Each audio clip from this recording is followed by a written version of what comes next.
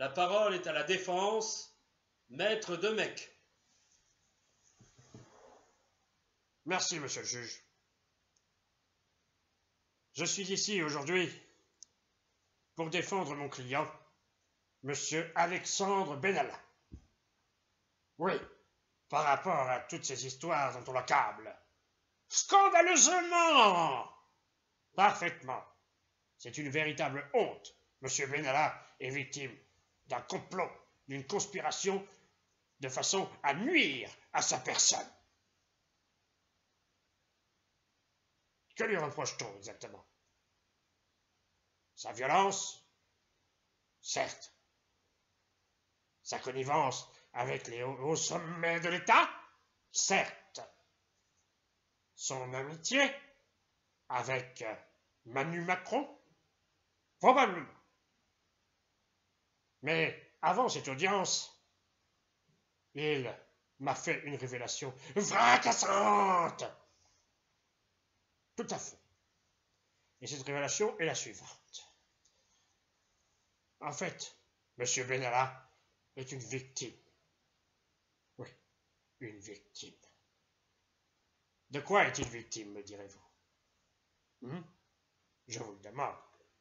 Je vous demande, monsieur le juge. De quoi est-il victime? Eh bien, je vais vous dire. Il est victime de l'amour. Oui, de l'amour.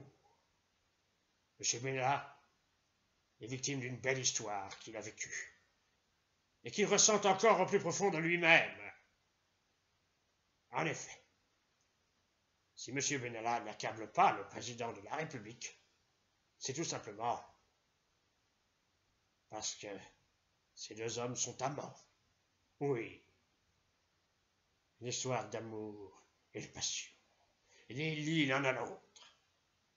Voilà pourquoi M. Benalla agit de la sorte. Il veut protéger l'homme qu'il aime, à qui il fait des bisous. Tout à fait. Alors, on veut condamner cet homme? Tout ça parce qu'il fait preuve de fidélité, de loyauté et d'amour. D'amour avec un grand A. C'est scandaleux. Alors, monsieur le juge, je vous le demande solennellement. Je veux que mon client soit acquitté. Parfaitement acquitté. Et qu'on oublie cette sordide histoire et qu'on laisse ces deux hommes s'aimer au grand jour. Voilà. Et pour vous convaincre, j'ai amené ici des témoins. Bien sûr. Des témoins qui vont pouvoir certifier de la bonne foi de M. Benalla. Tout d'abord, M. Yves Brunet, journaliste. Pourquoi vous riez? Parce que j'ai dit qu'Yves Brunet était journaliste? Oui, j'avoue que c'est risible. Mais le fait est qu'il a la carte. Il va témoigner en faveur de M. Macron. C'est son habitude. Il témoigne toujours en faveur de M. Macron. Écoutons-le. Alors moi, en tant que porte-parole officiel de Manu Macron, je le dis, il y en a marre, il y en a marre de ces gens qui le jalousent, qui jalousent son charisme, sa beauté. Ce type est séduisant, il est beau, les femmes se frottent le vagin avec des photos de lui, comme ça, hein, et puis moi, j'ai une érection à chaque fois qu'il s'exprime. Bah oui, je le dis, et tant pis si ça fâche. Alors s'il y a vraiment une histoire de fesses entre Manu Macron et Alexandre Benalla, j'en suis très heureux. Voilà, parce que ces deux hommes le méritent. Ils sont très mignons tous les deux et ils vont super bien ensemble. Voilà, et si vous n'êtes pas content, c'est pareil. Hein. Vive la Macronie et vive la REM. Votez Macron, c'est tout ce que j'avais envie de dire. Et point barre. Et ceux qui ne sont pas contents, là, tous ces feignants de chômeurs, tous ces sales pauvres, hein, tous ces bouseux de Français de la campagne, hein, tous ces salopards qui détestent Macron, je leur dis, allez vous faire foutre. Voilà, c'est tout. Voilà, fallait le dire. Il fallait le dire, c'est tout. Voilà, je voulais le dire. Monsieur le juge, j'aimerais savoir depuis quand on condamne une histoire d'amour. L'histoire d'amour entre M. Benalla et Manu Macron est une belle histoire. Je citerai d'ailleurs ce chanteur, Fugain Michel, qui a dit un jour « Cet amour-romance est une belle histoire, c'est une romance d'aujourd'hui. » Monsieur le juge, je demande instamment la relaxe de mon client. Au nom de l'amour, au nom de la romance. Une belle romance entre deux hommes. Vous ne pouvez pas être insensible à ça, monsieur le juge. Très bien. Je vous laisse réfléchir. En attendant, je vais demander à un autre témoin de venir à la barre. Monsieur Karim Zeribi. J'aimerais savoir ce qu'il a à dire sur cette affaire. Écoutons. Mais qu'est-ce que ça veut dire, ça? Moi, défendre Manu Macron? Mais vous m'avez bien regardé.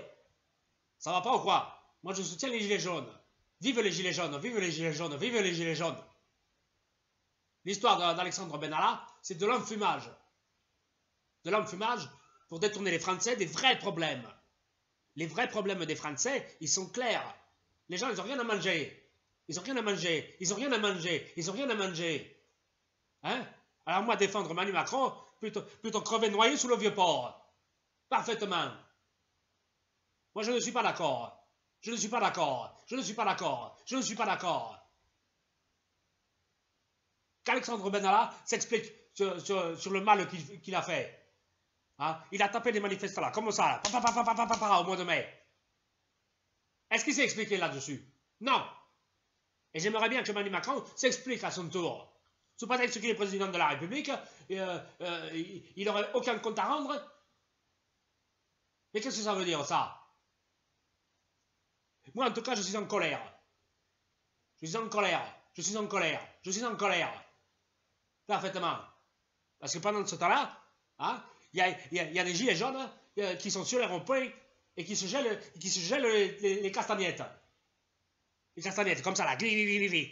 Oui. Il faut faire quelque chose pour les aider. Il faut les sauver. Il faut leur sauver la vie. Moi, Karim Zeribi, je m'engage à soutenir les gilets jaunes, quoi qu'ils le disent, quoi qu'ils le fassent. Cela suffit maintenant. Et si Alexandre Benalla a fait des bêtises, il faut lui mettre une fessée. Ou le mettre en prison. Ou alors lui mettre des fessées, comme ça. Fais voir tes fesses. On va te mettre une fessée, comme ça. Mais bon, ça, je fais confiance à Manu Macron pour lui faire en privé. Une fessée déculottée. Il aime ça, ce pervers. Car je suis sûr que Manu Macron, c'est un cochon. Un cochon, comme ça. Un cochon. Voilà ce que j'avais envie de dire. Maintenant, monsieur le juge, laissez-moi tranquille. Faut que je rentre parce que ce soir à Marseille, j'ai pastis. Voilà.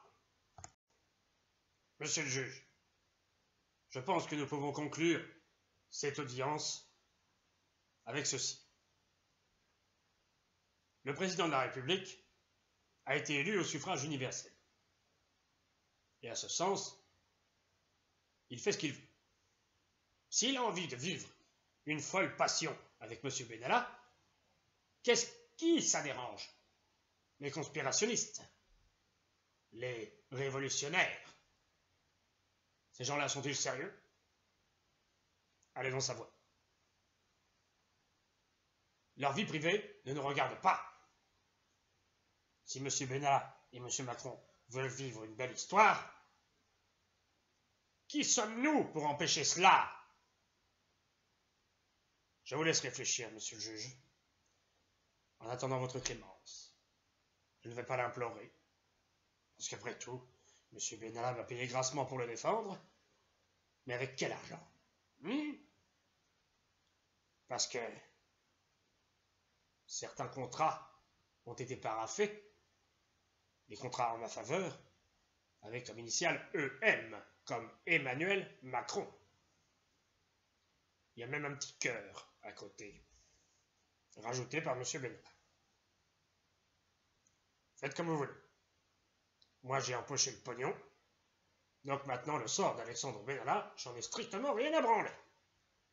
Allez, on va terminer avec un dernier intervenant. Monsieur Florian Philippot. Voilà, c'est ça, Florian Philippot. Le sosie officiel de Jules-Édouard Moustique. Au revoir, monsieur. Alors ça, c'est vraiment petit de dire que je suis le sosie officiel de Jules-Édouard Moustique. Hein. Franchement, ça c'est encore un coup de Marine Le Pen, la grosse Marine. Là. Elle est jalouse, hein, elle est jalouse parce que je suis en train d'y arriver, de lutter contre cette Europe qui est en train de nous faire crever, et des accords de Schengen. Oui, les accords de Schengen, j'en rêve même la nuit, de les exploser littéralement. Je suis beaucoup plus efficace que Marine Le Pen. Marine, t'es nulle, tu crains. Voilà ce que j'ai envie de dire. Voilà ce que j'ai envie de dire à Marine Le Pen, à la grosse Marine, là. La grosse Marine qui m'a acheté comme une merde, là. Ouais. Je suis sûr qu'elle est homophobe, en plus. Oui, parce que je suis gay. Et alors, ça pose problème à quelqu'un? Manu Macron, il est gay, et puis tout le monde s'en fout. Bon. Voilà. Alors, pour ce qui est de l'affaire Benalla, bah, ce serait jamais arrivé si c'était moi au pouvoir. Hein. Bah oui, moi je vous le dis. Hein. Parce que Benalla, Merde, qu'est-ce qu'elle disait Marine là-dessus? Ah, je m'en souviens pas, dis donc. Ah, merde. Ah, ça fait un petit moment quand même que je copie sur ses discours, la grosse Marine. Elle en a pas parlé? L'affaire Benalla? Merde, elle en a pas parlé. Bon, bah écoutez, en tout cas, moi je suis un patriote. Je suis un patriote et la grosse Marine, qu'est-ce qu'elle dit sur le patriotisme déjà, la grosse Marine là? Hein, elle dit quoi sur le patriotisme? Mais si! Mais si, Marine Le Pen, la grosse là! Son père avec une perruque! Et vous voyez, Jean-Marie Le Pen, non, avec sa tête de pitbull là. Hein? Bah, il fallait aller au meeting. Je vous ai dit d'aller au meeting du Rassemblement National pour prendre des notes. Puis me rapporter après ce que. Bah, on n'est pas prêt de gagner, hein, les mecs. Voilà, donc en tout cas, si vous voulez me suivre à la télé, vendredi soir, je serai chez Cyril Hanouna. Oui, alors vous allez me dire, qu'est-ce qu'un ancien du Rassemblement National va foutre chez un Tunisien? Bah, il faut bien que je fasse parler de moi. Hein. Oui, je serai face à Marlène Schiappa. Oui. Rassurez-vous, c'est pas moi qui vais lui sauter dessus. Hein. Et les mecs, d'ici vendredi, vous notez ce que Marine Le Pen va dire? Oui, hein, parce que sinon je vais pas savoir quoi dire vendredi soir, je vais être dans la merde. Voilà. Donc, mesdames, mesdemoiselles, messieurs, soyez patriotes et luttez contre les accords de Schengen.